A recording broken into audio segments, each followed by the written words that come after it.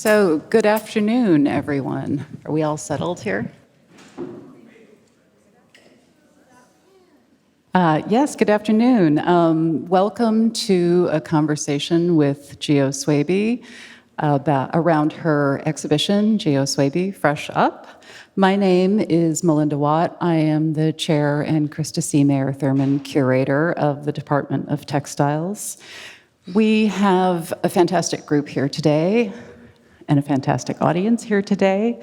So in this conversation, we're going to be foregrounding the responsibilities and the privileges that are incumbent upon the museum, on the museum staff, when we collaborate with a living artist. First of all, if we could go to the next slide, please. I would like to thank our very important sponsors, Allstate, who has given significant funding to this and really made this exhibition possible, and individuals, Nicholas Antoine and Wanji Walcott. We are incredibly grateful. And the Elizabeth F. Cheney Foundation, who has supported the museum for a long time. If we could go to the next slide and sit on that for a minute. I'd like to introduce our participants who will tell you a bit about their role in addition to mine. So I will pass it to you first, Loren. Sure. Hi, everyone. Can you hear me? Perfect. Oh, that was such a resounding response. Wow, this is going to be fun. My name is Loren Wright. I'm an assistant director of interpretation, which is where we think about how we tell all of the diverse, inclusive, and accessible stories within a museum space. Should I go next? And of course, Gio Swaby. Hi. It's.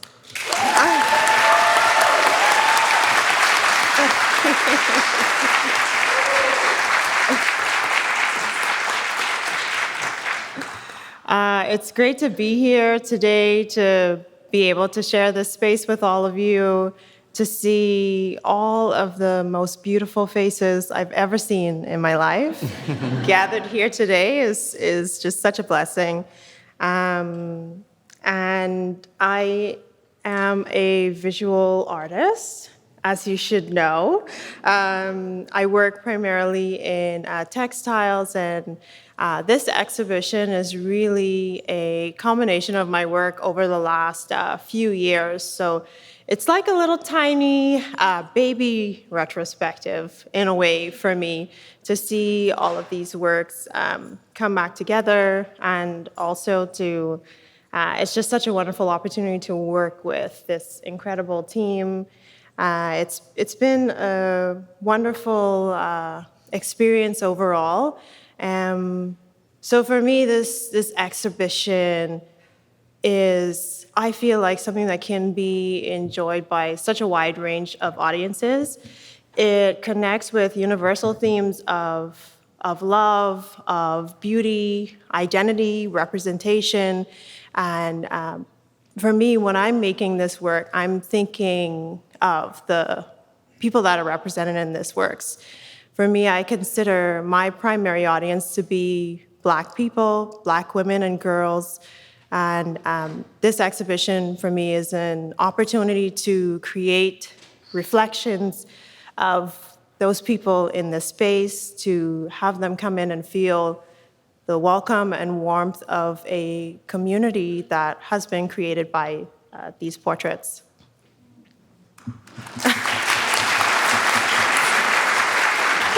We're going to be doing a lot of clapping for Gio, I think, today, because she's very much the star of the show and why we're all here.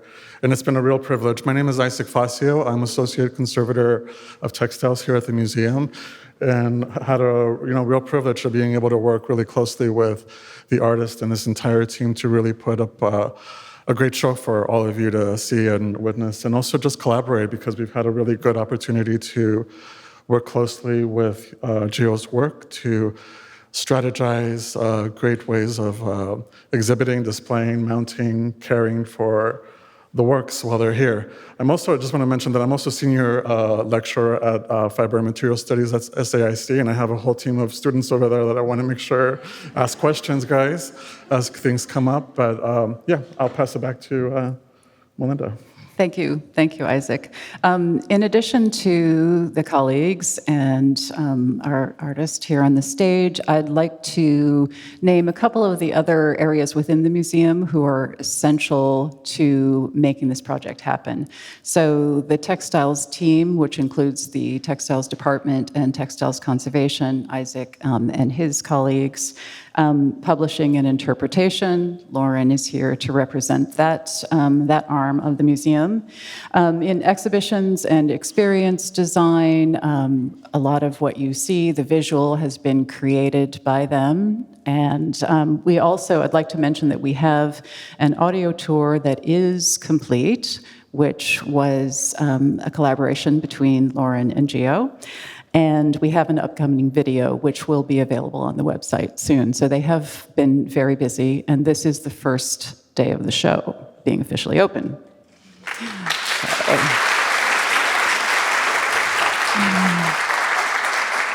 In addition, our art installation crew is stellar, and they, along with conservation, have taken extremely good care of Gio's works.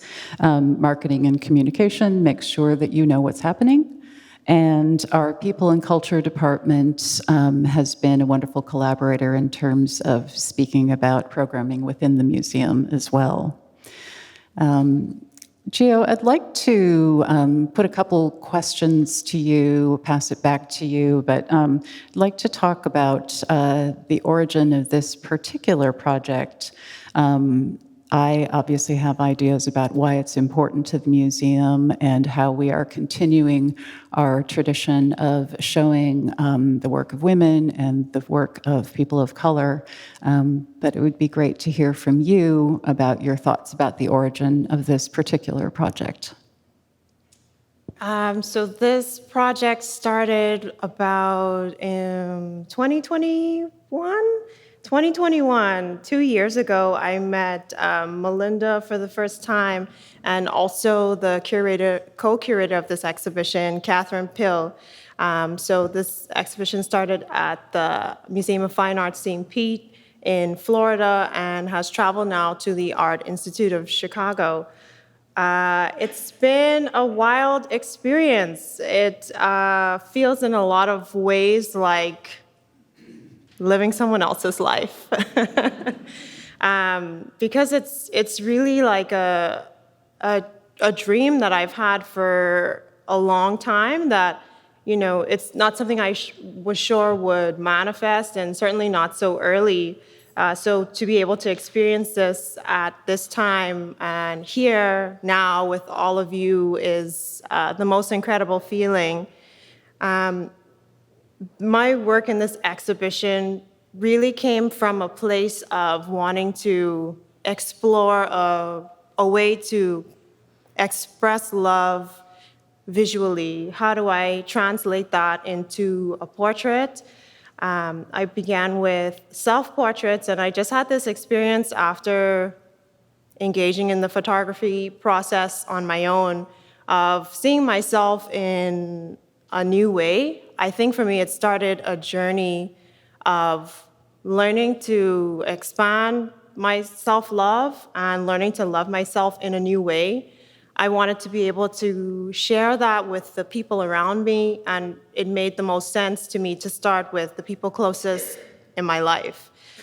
So this work comes from a combination of things. It's really connected to my culture, my country, being from the Bahamas. It's connected to my identity as a Black woman, as an immigrant now living in Canada, and it explores all of those things in a way that I wanted to feel nuanced, and I wanted to feel multi-layered.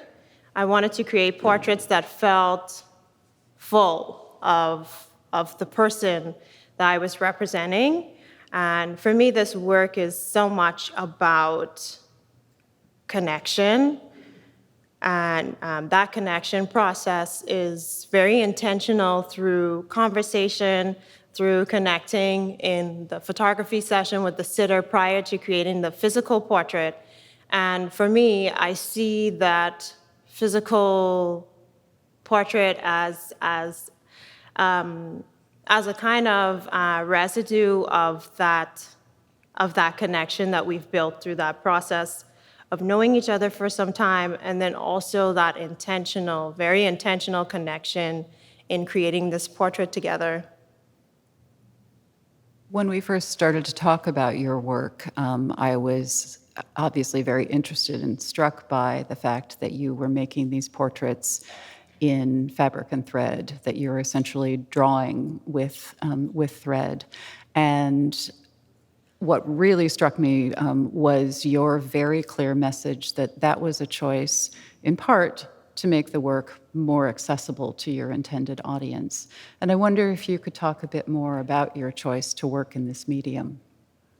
Certainly. So my kind of thinking around accessibility is really influenced by the writer, author, theorist bell hooks, who has been such an integral part of the way I've developed my practice at this point.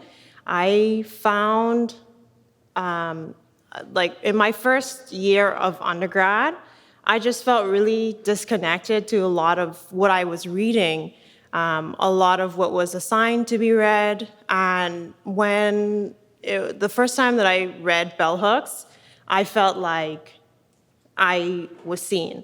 I felt like this writing was, for me, this is something specifically for me.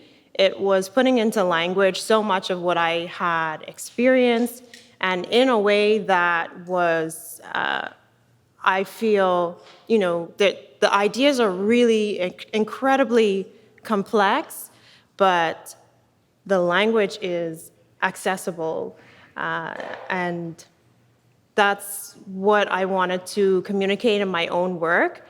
I spoke about, the kind of person I want to see these portraits, and I'm thinking of myself as a younger person, not having growing up gone to museums or art galleries, not knowing very many artists, and not being very connected to art throughout my life until I got into college. And that's who I'm thinking of when I'm making these works. And textiles for me is a method to increase that accessibility because it's such a familiar material. It's something that we all have a really specific memory and connection to. And so many people also have a connection to this practice of sewing, of quilting.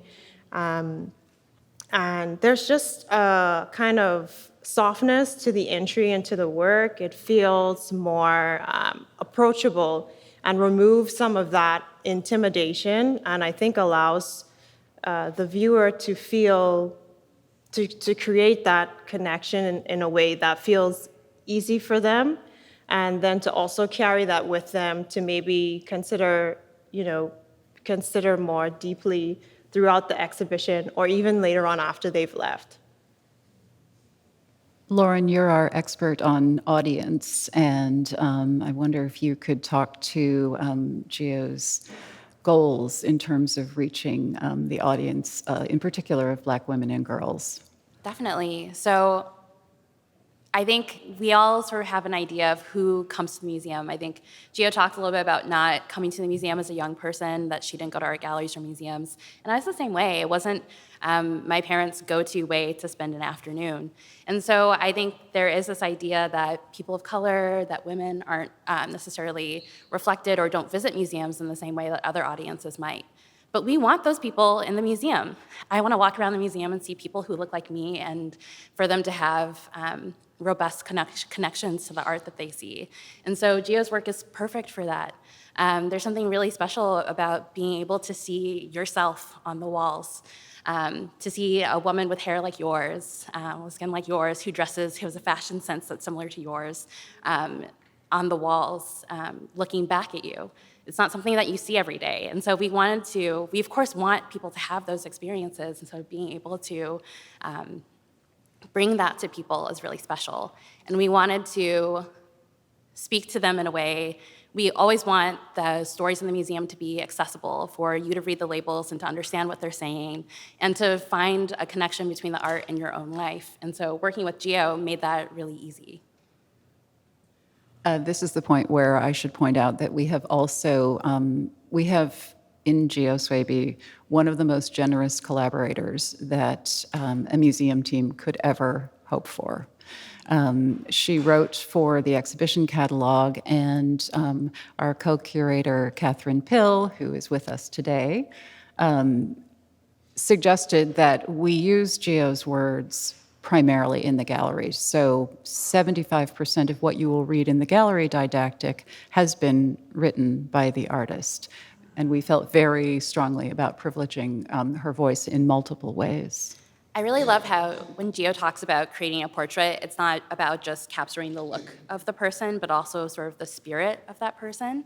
And I think we wanted to do the same thing in crafting like the exhibition narrative and how we shared information about Gio to you, is to not just tell you, to let you look at the work and to tell you about what you're looking at, but to capture Gio's spirit and to communicate that. And so, yeah, we really wanted to privilege her perspective as a voice that you don't often get to hear in museums. So we want to give you a chance to hear directly from her, how she feels about the work, to tell you stories about the work. And it was such a blessing, like Melinda said.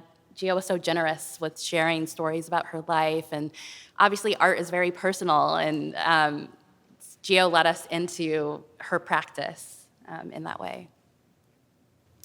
Another very important and somewhat unusual part of the collaboration for this particular project was the fact that we also had the opportunity and the privilege to work very closely with Gio in terms of installing the show and thinking about intent and how to achieve what you want with the objects, how they should look exactly. And Isaac and his colleague Megan were really key to this role. So I'd love to pass it over to you, Isaac and Gio, to talk about that relationship. Yeah, well, definitely. I mean, as someone, there's two conservators that are involved in this project, myself and my partner in textile crime scene investigations, as I like to call it, Megan Kramer. We really worked really closely together, and I think that was a really unique aspect of this whole collaboration is working with Gio, because I think that really opened up. You're very open and just accessible to doing this. It doesn't always happen in this way, but the key is artistic intent and really understanding what the goal of the artist is, to how they want to see their work exhibited, displayed on the walls, and what it's supposed to represent. And as someone, we work across many time periods of objects from the collection, and actually working with a living artist is a rare thing, and having someone that's so open and collaborative is really unique as well. But I think one of the key aspects of all of this too is when, actually, I think you mentioned it, is that familiar. Textiles are very special. This is and it's something that we are all very familiar with. Not only being the first thing that we might come in contact with when we're born, be it an heirloom textile, a medical textile. We are all covered in textiles right now. We are sitting in textiles. The building itself right now, I am certain it has textiles within its walls.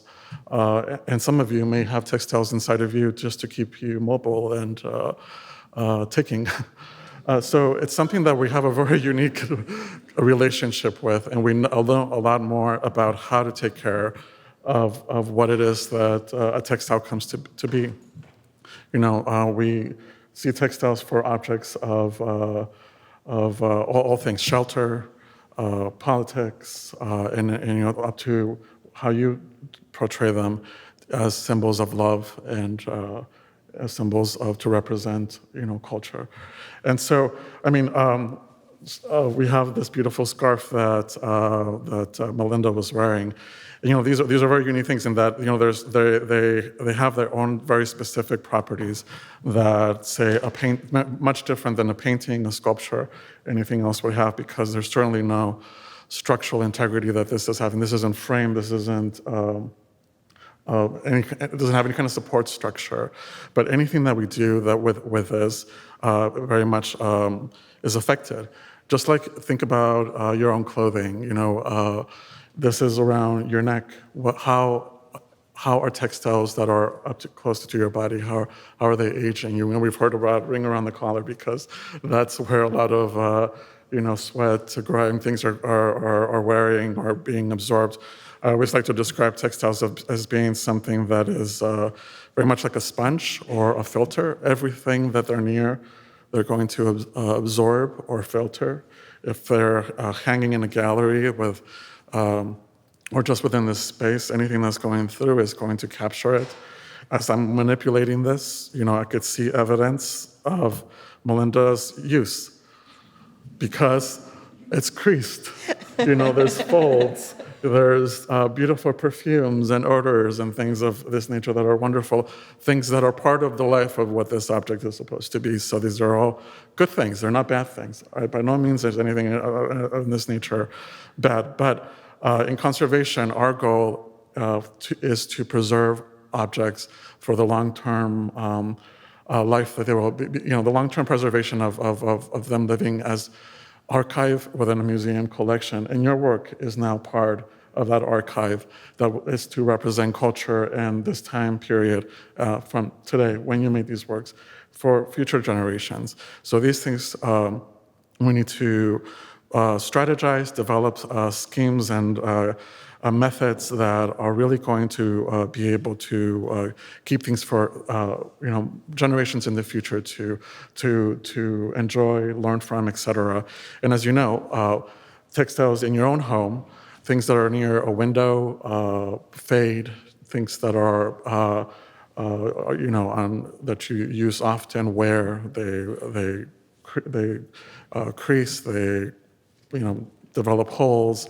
Many things. So we have to be really careful about how we are going to handle and forever care for works like this. And that was one of the things that we really needed to learn and take very specific time with Gio to understand what is it and how is it that you want these things to live now, and how is it that you want them to live in the future? Because no matter what, things will age. These are things that will change just over time.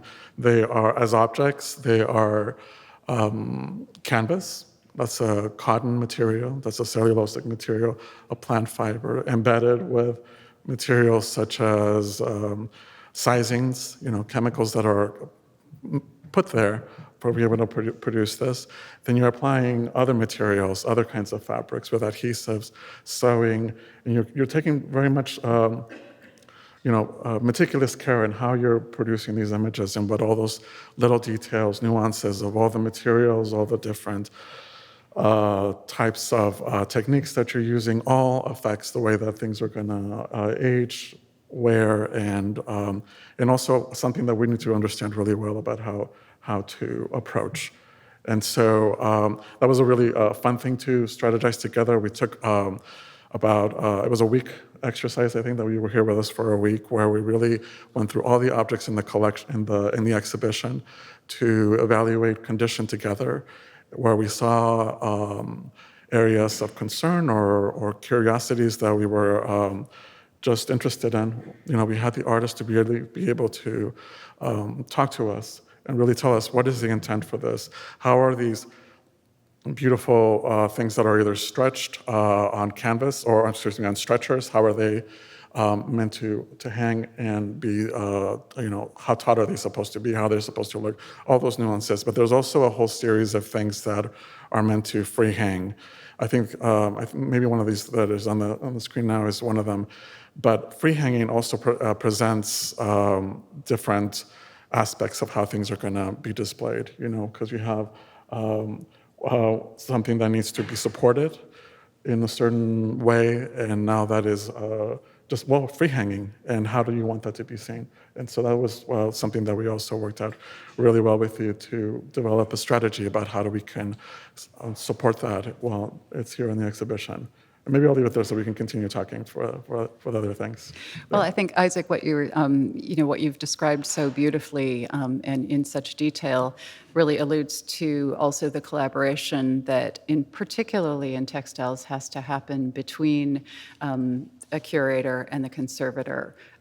Even if we don't have the fortunate experience of having the artist present, we have to work together very closely to make sure that we are understanding the object itself when, as you see with the scarf, it doesn't have a structure of its own.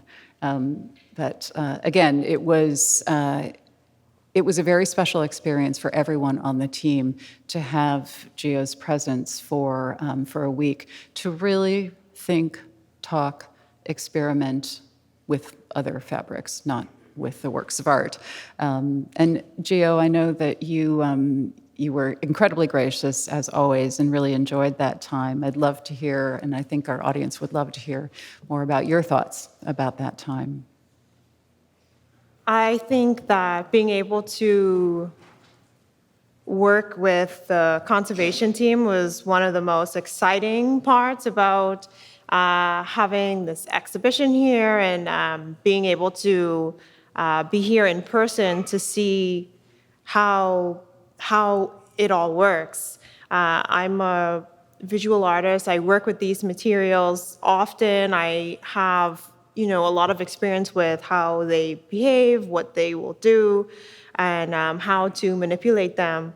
But there is a real, scientific aspect to how these works are conserved, and it's truly an art and something I was always interested to know more about and to learn firsthand from the geniuses on this team was just an incredible experience.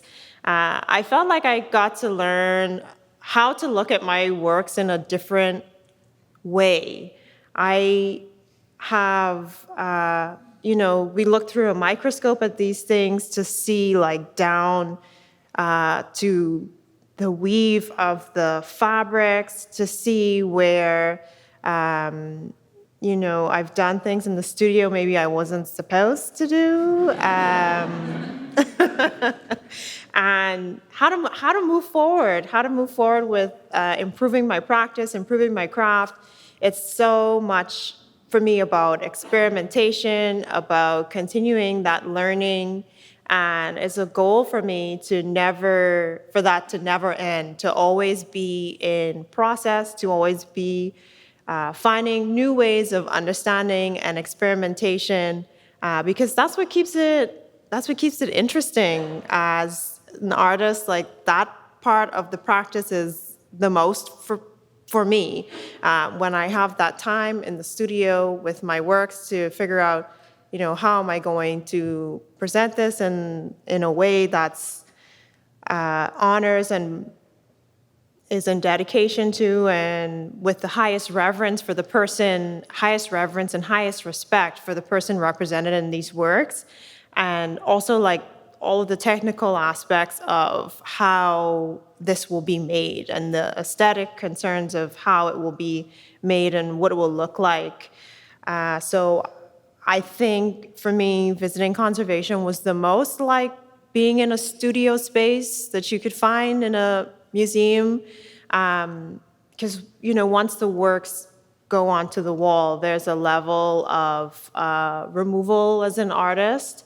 But I did actually get to do something exciting. I got to put on those mesh hospital boots and adjust all of it's an important part of my process for me to be able to adjust all of the last hanging threads. The canvas has so much of, it has a little bit of a grip, so those can be adjusted and moved around as the final touch. Yeah, I know, very exciting.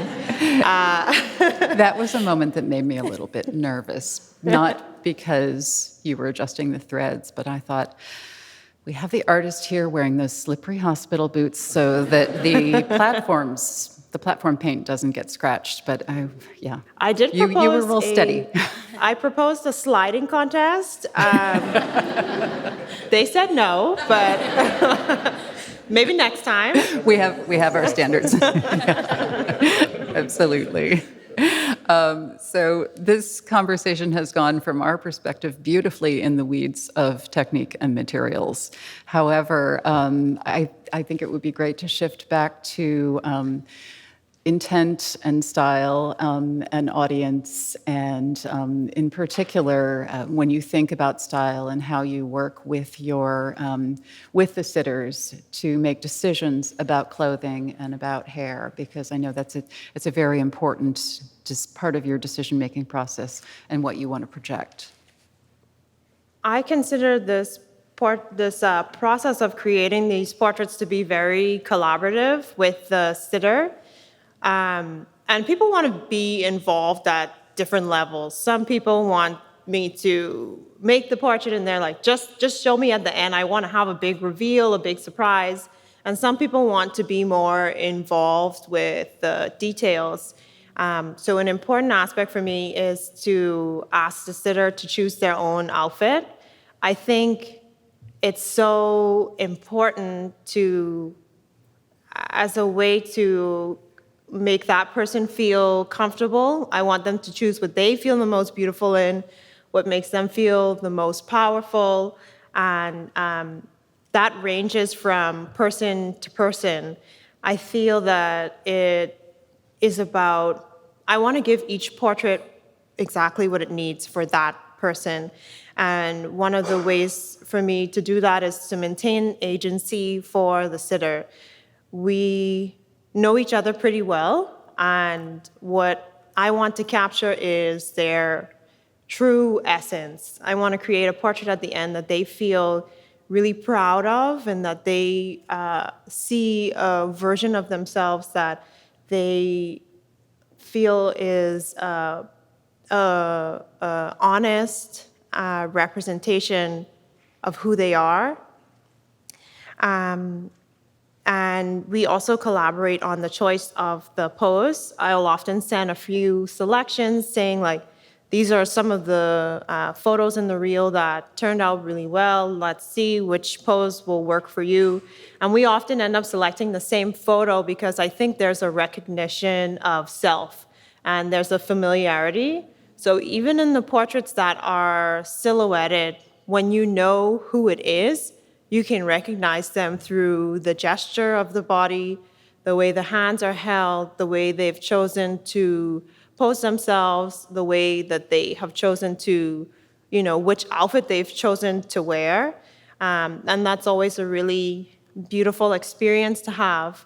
But also I think it allows especially and in particular with the silhouetted portrait, it allows the opportunity for a viewer to come in and to see a version of themselves, someone they know, someone they love, and to have that personal connection with that portrait. And I have found that there's no one piece that people are most drawn to.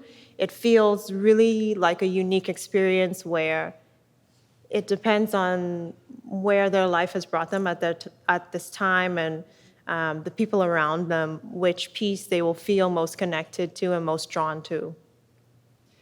You use the word nuance portraits of Black women and girls very often, and this is something that, Loren, you have to think about a lot as well. How do we communicate? How do we make sure that our audience is seeing the positivity that you want to convey, and also the vulnerability that you've spoken about wanting to convey? I wonder if the two of you could address that that kind of duality we see, that beautiful duality. I think, Gio talks a lot about wanting to communicate the complexity of Black womanhood, that it is not just a celebration or a shallow look that's just about looks, right? That we're wanting to capture the fullness of a person, as Gio has put it. And so we worked on how to communicate that through the text and through all of these additional pieces, the audio tour, the video. And I think we worked it largely into the introductory text. We had a lot of back and forth between the three of us and our editor as well, Lisa Meyerowitz. about what language to use to communicate to you all when you walk through the space that these are full women with full lives and vulnerabilities. There are certain works where we included in the text panel in Gio's words how important it is to show the flaws and embrace the flaws and vulnerabilities that each person has. And so we worked really hard to have that come across both in the introduction and the supplementary texts that you see. And Gio also talks about it in some of the various, like I said, the additional pieces that we brought forth. I think one of the great parts about working with this team was being able to communicate an idea that was really important for this work and having that be very supported. I'm very particular about the way this work is spoken about, the way it's written about, because that frames the exhibition. It was important for me to, have my words as a part of this exhibition. The writing was important to me because this work is a celebration of Black women, and that includes myself as the artist. I'm thinking about representations in these portraits, but also representation of a Black woman artist creating these works and really being in control of how they are presented, of how the works are framed. And it was such a great experience to be supported in that and to have such a wonderful team of people who could contribute their extraordinary talents to bringing this exhibition to life. I'm glad it went well. Me too. It did go very well from all of our perspectives, and I can speak for all of my team and the teams that were involved that it's truly an honor to present your work in the museum, and even over the last couple of days, as we have had the privilege of bringing some visitors expected and some unexpected visitors in. I have had some of the most meaningful and powerful experiences seeing audiences react to Gio's work that I have had in my career, and I am truly grateful for that, and I thank you for that. And I think that each of my colleagues, Loren and Isaac, would probably like to thank you in their own way as well. Okay. I just want to say, it's a rare joy. We've used the term living artist, which I mentioned to some of my friends a couple of days ago, and they were like, do you not work with living people? But if you think about walking around this museum, we do work with a lot of artists that are long dead. And so when we talk about how to display their work and to talk about their work, it's based on, what the curator wants to say about them or, what the art history canon has to say about them, that's the decided way that we talk about them. So it's a rare joy to have a living artist who can communicate with us about how she wants her work to be shown and to give her perspective on what the work means, and to get that really firsthand insight. Gio and I worked pretty closely together where we started meeting our first meeting I believe was in October, so last fall, to talk about the work. So I just got to have personal conversations with the artist about her work and what it meant, and to learn a little bit about the stories behind each of the pieces. It was like a dream for me. It's one of the great joys of my job is to get personal lectures about art, and to have people explain to me what they value so much and what they love so much about the work. And so to get one of those from the actual artist herself was a rare joy indeed. And like I said before, Gio has been so generous with sharing information about her practice, her life, and I think we've really formed a bond over these past months. So it has, I would just like to say thank you as well, like Melinda said. I did not wear waterproof mascara, so Oh, we're not done yet. I have some Oh stuff my to say. but just to add to what Melinda and Loren are saying, it is a rare thing to work with a living artist, and that opportunity to be able to get insight from them is crucial for a conservator and how in the work that we have to do. And you said something that I wanted to come back to, in that when we're working and learning about your work, and especially when it comes to contemporary art, it's not that there's anything wrong that has been done, but it's understanding what is the important aspects of these things that must carry through in any kind of intervention that we have with the work, and in its display, interpretation, treatment, whatever that's going to be. And that's the key that we need to always be really careful about documenting well. And with the artist is the best way to be able to do that, because it's always a guessing game, an educated guessing game when it comes to historical objects. And so it's a tricky thing, and something where the curator and conservator and all involved, the specialists, are really key to communicate as best as possible. But it also just takes a special person to understand our perspective, and that's the part also that's very rare. So that's the part that I want to thank you about, because I think, and certainly we are not here to manipulate, influence, or change your work by any means, but rather just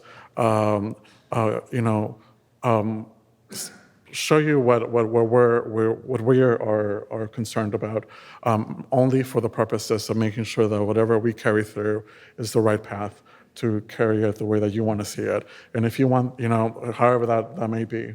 I have had living artists that say they want their artwork certainly to age and deteriorate and not live forever, but then but others that may not feel that way. And there's different aspects, and that's the part that's really beautiful about contemporary art too, is that you really have there's no rules, and there's no wrong.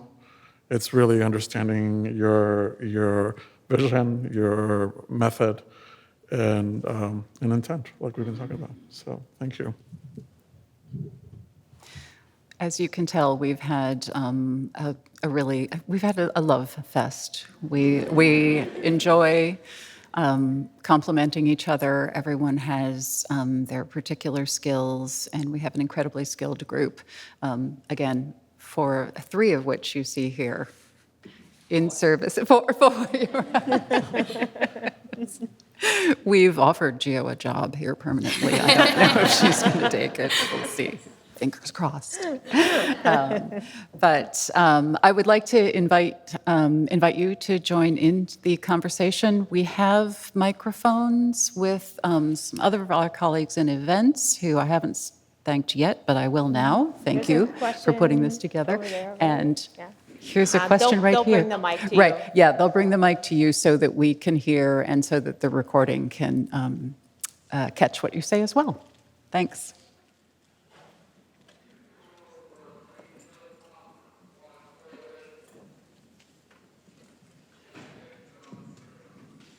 Hello. Hi. Hi. Thank you. This is really loud. My name is Precious, and I'm not an artist. I'm just an observer of art.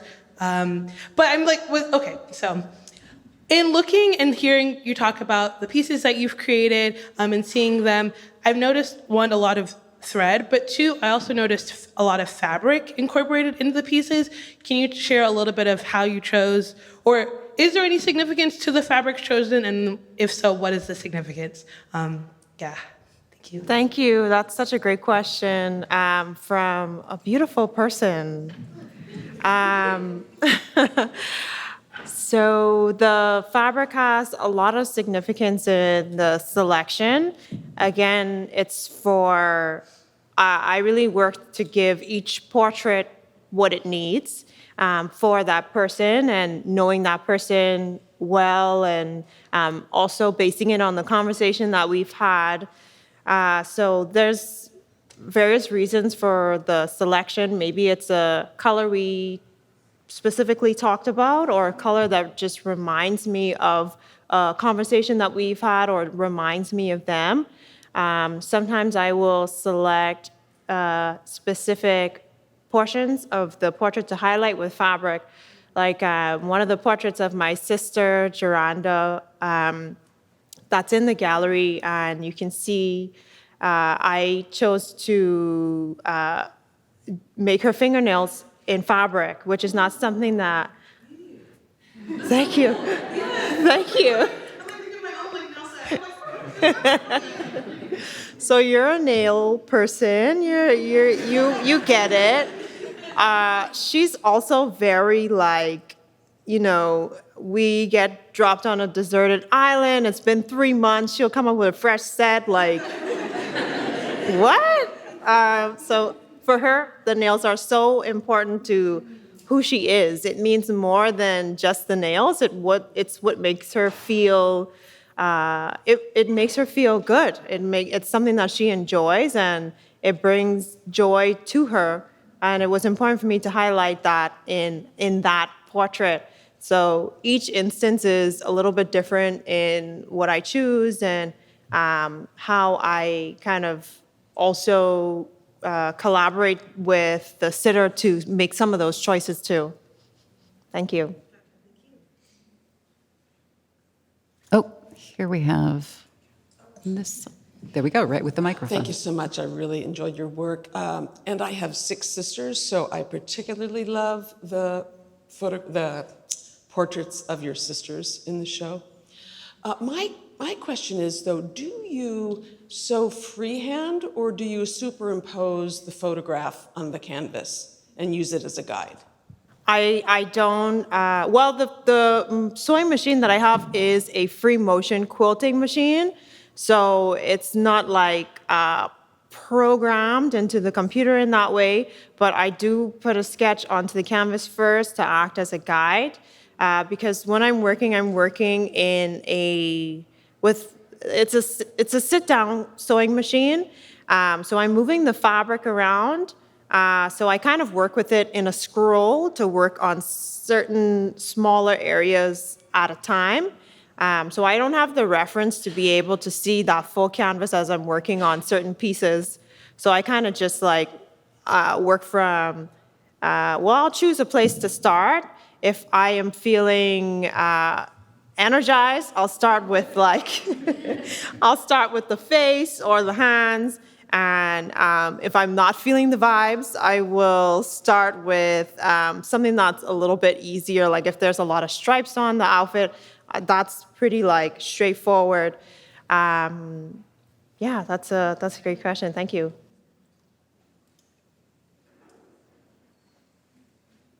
There's a question here. Oh, sorry. It's hard to see, so. Up here.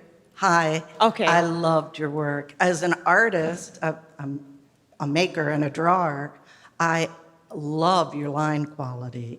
It really spoke to me. It really resonated of all your feelings while you were making it. And I just want to thank you for that. It was so beautiful. And it was very inspiring. So thank you. And that you made it on a machine and made it feel so personal that it came from inside of you. It's beautiful. Jestro, thank you. Thank you. Wow, that means so much to me to hear about your special connection to the work. Thank you for sharing.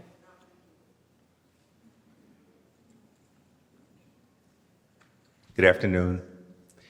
I want to add my congratulations as well to an excellent exhibition to everyone on the panel, and for you, Gio, in particular, we greatly appreciate you sharing your work.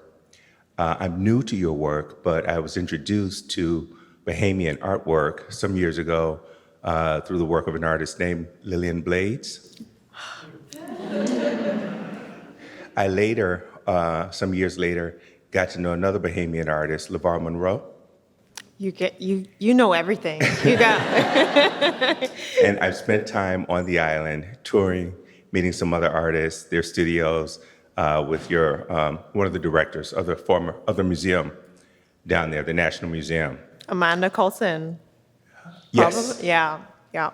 And so I mentioned all those different points because I'm struck by the consistency that I find in all of you guys. There is such a love for craft. There's an earthiness amongst all of you. There's a pride of country in all of you. and the work that you produce is extremely unique, is very detailed, color, obviously. So I'd love to hear from you, if you can share with us a little bit about your thinking of how the Bahamas inspires and influences your work. Well, my heart is beating so fast. That was amazing. Lillian Blades is a huge inspiration for my work. She's one of the artists that I started to get to know their work early on, and was so influential in the way I think about color and pattern and those combinations. So it was such a wonderful moment to hear her name here. My practice is so influenced and inspired by so many of the Bahamian artists that I went to school with that are here today. My partner, Stephen Schmidt, my friend, Veronica Dorset, Tyler Miller, who is an incredible interior designer. When I get a house, I'll call you first. And I feel that my work is a way for me to maintain a strong connection to home. I visit home pretty often. I live in Toronto, so the flight is not very long to get back, so I'm there a lot. But it still feels like being away. It's not quite the same as when you live there. And for me, that connection to my country comes through in the color palette, in the women represented who are mostly Bahamian women, in the way that I combine these patterns and colors. I'm just inspired by the landscape that I grew up as a part of, inspired by Bahamian people and just the vibrance of the culture, and wanted to be able to bring that into my work and into my practice, not just through the visuals, but also through the titles of my work, in the writing of it, in the title of the exhibition, Fresh Up, which is a Bahamian term for if you look really good, you get a fresh haircut, you got on some new shoes, and you fresh up. You're all fresh up today. I just loved how celebratory it was. I loved the joy in that phrase, and I wanted to bring that energy into the exhibition. So for Bahamians coming to see the show, there's always like special moments of like, oh, I know what this is about, or I see the reference. So that's really, I'm so happy that you connected with that, and thank you so much for asking that question. I think we have time for one more question here. A very quick follow-up. I I'm heard sorry. you make I'm sorry. Quick reference to your partner, Stephen Schmidt. Yes. I believe he's an artist. Yes. He is not going to remember this, but in my first visit to the Bahamas, I spent time with him in his studio, and I acquired one of his pieces.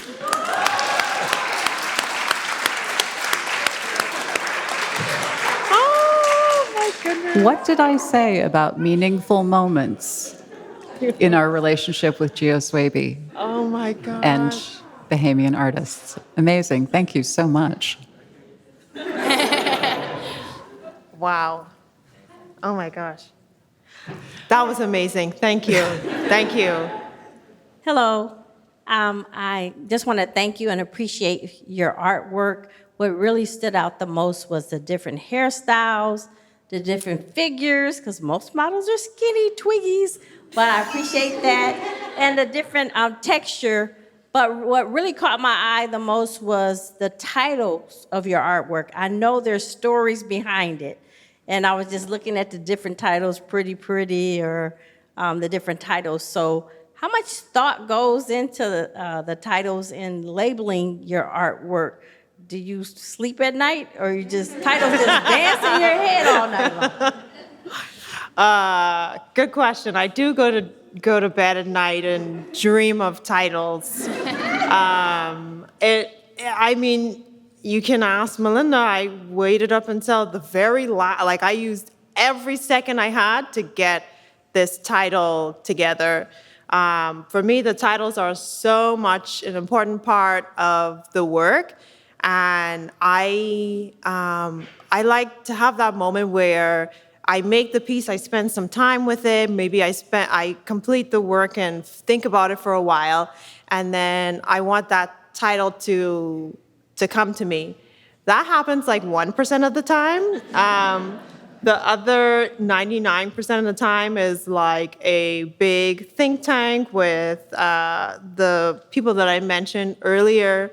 Sitting here today, we just try to like throw in ideas and think about, what can fit this work, what the title might be. And I think for me, it's such an importance of community, having other Bahamian people see the work and see, what they take from it. So I'm really glad to hear that you connected with the titles and that you connected with the representation of multiple body types in this exhibition. I think it's just important to represent life.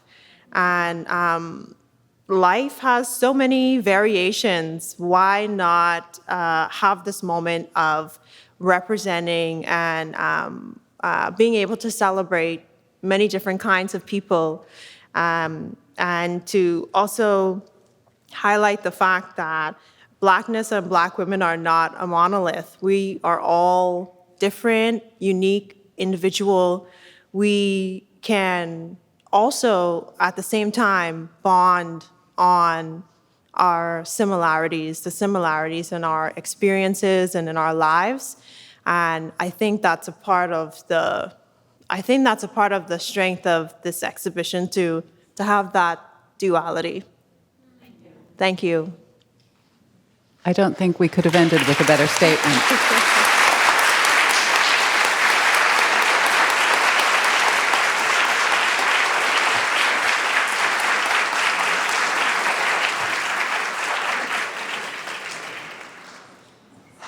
Thank you, Loren, Isaac, most of all, Gio, for being here, for us, for you, and for the audience. Thank you all for coming. And if you haven't seen the show, please do. It is now open, and we are here. The show is here until July 3rd. Again, thank you for participating in this conversation. Thank you.